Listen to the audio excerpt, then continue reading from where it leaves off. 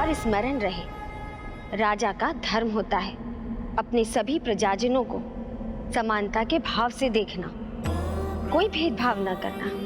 यही राजा की सर्वोच्च मर्यादा है। राजा हो या रंग, ईश्वर के सामने सब एक ही समान है। इस समानता के भाव का सम्मान न करने के कारण ही तुम्हें ये परीक्षा देनी पड़ी, क्योंकि धन संपत्ति सब नष्ट हो जाते हैं या सब पीछे छूट जाते हैं, किंतु अच्छे कर्म, उनसे अर्जित पुण्य मनुष्य के साथ रह जाते हैं और ये जीवन का सबसे बड़ा सत्य है। इसलिए शुभ कार्य में किसी निर्धन के घर जाना किसी मर्यादा का उल्लंघन करना नहीं हो सकता।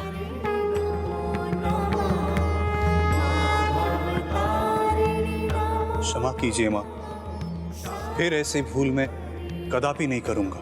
वत्स हरिश्चंद्र, तुम ऐसे महान सत्यवादी होने का उदाहरण प्रस्तुत करोगे जो निद्रा में, स्वप्न में दिए गए वचन भी पूर्ण करोगे और उसे सत्य प्रमाणित भी करोगे। भविष्य में तुम्हारी दृष्टि में निर्धन, धनवान, जाति, धर्म किसी में भेद नहीं होगा। सभी प्रजाजनों को एक समान मानने वाले, सत्यप्रिय और न्याय के प्रति समर्पित तुम सभी प्रजाजनों के हित में निरंतर कर्म करने वाले वो राजा होगे जिसके लिए मानवता से बड़ा कोई धर्म नहीं होगा, जो सत्य का पर्याय होगा। अनंत काल तक जब जब सत्य की चर्चा होगी, तुम्हारा नाम अवश्य लिया जाएगा। सत्यवादी हरिश्चंद्र, सत्यवादी हरिश्चंद्र। और पुत्री तारा, मेरे प्रति तुम्हारी भक्ति, मुझ पर तुम्हारा अटूट विश्वास सर्वथा अद्भुत है। इसलिए मैं तुम्हें आशीष देती हूँ कि तुम सदा मेरे और मेरे भक्तों के समीप ही रहोगे। मन से, शब्दों से मेरे भक्त मेरे साथ साथ सदा तुम्हारा भी स्मरण करेंगे। तुम्हारी कथा कहे बिना मेरा जगराता पूर्ण नहीं होगा।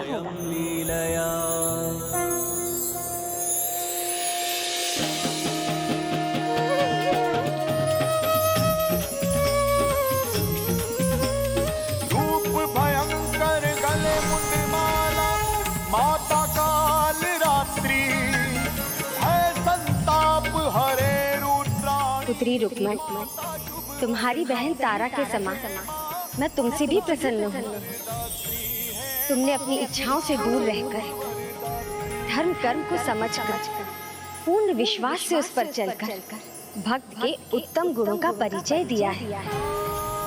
ऐसा करने से न केवल पूर्व जन्म के अपितु इस जन्म के भी पाप धुल जाते हैं। इसलिए मैं तुम्हें वरदान देती हूँ रुक्मण, तारा के साथ मेरे जगराते में तुम्हारी कथा भी अवश्य कही जाएगी। और आयु समाप्त होने पर धरती के सभी सुखों को भोगने के पश्चात तुम तीनों को मोक्ष प्राप्त होगा।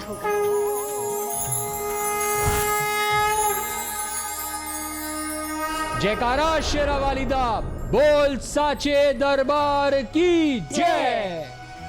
और ये थी कथा देवी तारा रानी की और देवी रुक्मन की सच्ची भक्ति की।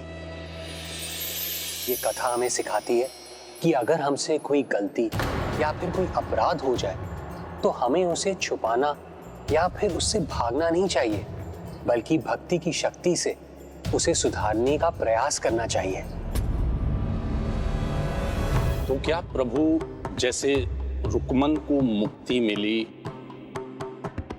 मोक्ष प्राप्त हुआ, तो क्या मुझे भी? अवश्य पुष्पदंत जी, इसलिए तो मैं आपको भक्तों की कथाएं सुना रहा हूँ। भक्त श्रीधर ने सत्य कहा था, भक्ति पापों से मुक्ति का उपाय है। रुक्मन ने भक्ति में जागरण किया और माता रानी की कृपा प्राप्त कर ली। अच्छा, तो उन वृद्धा माता को भी श्रीधर द्वारा जगराता कराने का फल मिला होगा? फल तो सभी को मिलता है, जो जगराता कराते हैं उन्हें भी और जो करते हैं उन्हें भी। एवं जो सच्ची श्रद्धा से सुनते हैं उन्हें भी। क्या हुआ श्रीधर जी? आपका उत्साह इतना क्षीण क्यों हो गया? जगराता संपन्न जो हो रहा है माता, ये तो उनमें से हैं जो चाहते हैं जगराता कभी समाप्त ना हो, निरंतर चलता रहे और ये माता रानी की भक्ति और सेवा करते रहे।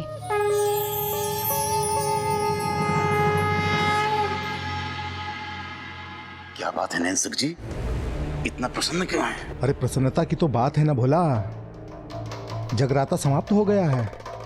अब संभावना का और दान दक्षिणा प्राप्त करने का समय है।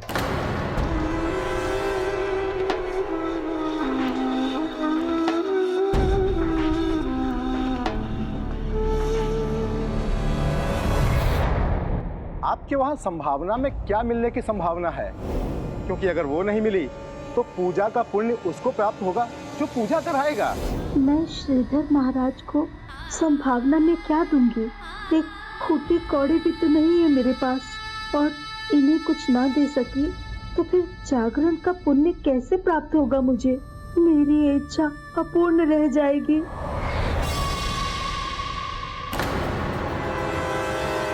देखो देखो, चढ़ावे की थाल तो देखो, अरे झोलियां भर जाएंगी हमारी। और उधर वो श्रीधर उस वृद्धा के घर से खाली हाथ लौटेगा।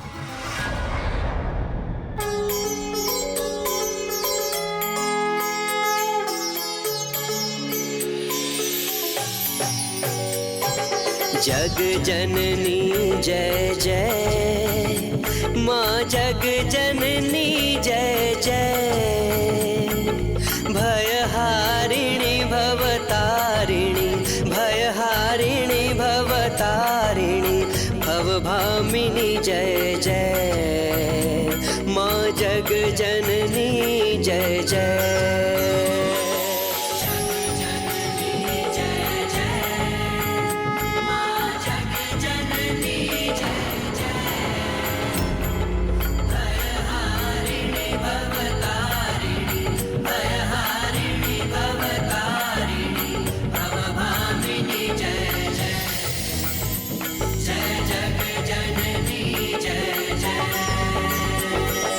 आदि अनादि अनामय अविचल अविनाशी,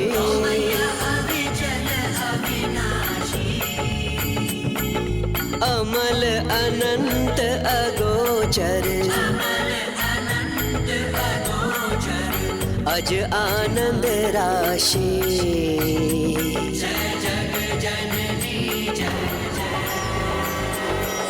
अविकारी अघहारी अकल कलाधारी,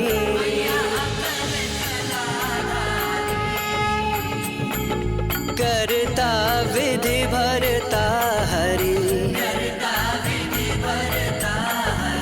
हर संहारकारी, माँ जग जननी जय जय।